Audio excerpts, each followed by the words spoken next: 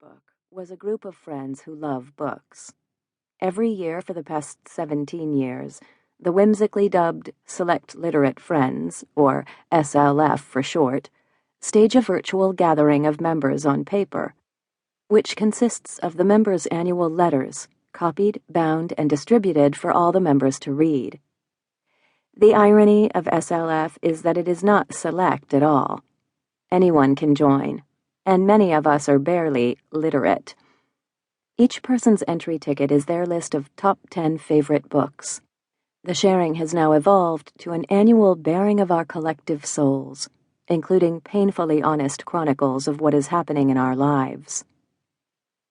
For the past 5 years, I have shared with SLF our journey through the daunting maze of autism. Elizabeth's older brother, Charles, also has autism. But in an ironic contrast to Elizabeth's struggle to speak, Charles rarely stops talking. Both children have made great progress over a full range of social, language, and behavioral issues. Both are in mainstream public school with the help of wonderful, dedicated aides. However, the shadow of autism still hangs in unique ways over both children, and I cannot and will not rest until they are well. Each year, the response of SLF to each new chapter of our story, and in particular to Elizabeth's poetry, has been overwhelming. To my knowledge, none of these friends has a child with autism, but every one of them knows someone touched by this epidemic. However, I think the response has been about much more than autism. We are all fighting our own battles, and by allowing ourselves to be vulnerable enough to share our struggles, we find hope and gather strength from each other. Our journey has been full of surprises. Elizabeth's poetry pierces the seemingly impenetrable walls of autism and challenges the stereotypes those walls create.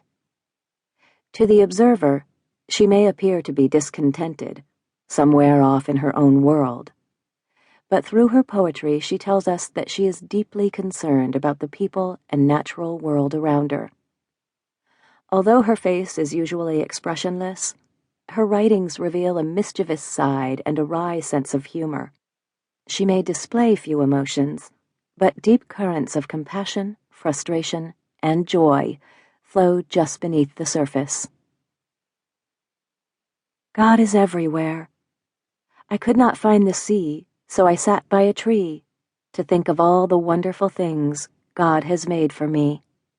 The birds of the air, the animals everywhere, flowers in bloom, my own bedroom, food on the table, poetry and fables, just to name a few. God is great. He gives us so much. I know all things are gifts from God. I am thankful for all that He has given me. Elizabeth has become my teacher, and I am learning to think about life, faith, and relationships in a whole new way. I have come to see the world as divided into why people and how people. Why people cannot be at peace until they answer the question of why suffering has befallen them. They look backward and ask, why me? How people, on the other hand, ask, how can I move forward? Having been dealt their hand in life, their focus shifts on how they can find whatever healing and wholeness is possible. Our community of How People lifts me up on gloomy days. These courageous How People face their own great challenges with grace and inspire me to carry on. Their determination, like Elizabeth's poetry, reminds me that the light of God's love can brighten even our darkest hours. The things I know for sure. There is a God. I am loved. The sun will shine. I will survive autism. I hear a loud amen from the autism parents of the world. You know deep in your hearts that Elizabeth speaks for your children who can't yet speak for themselves. They want you to remember that they are in there, and to keep trying to reach them. Have faith. They are. You will. In our How community, this little poem has become a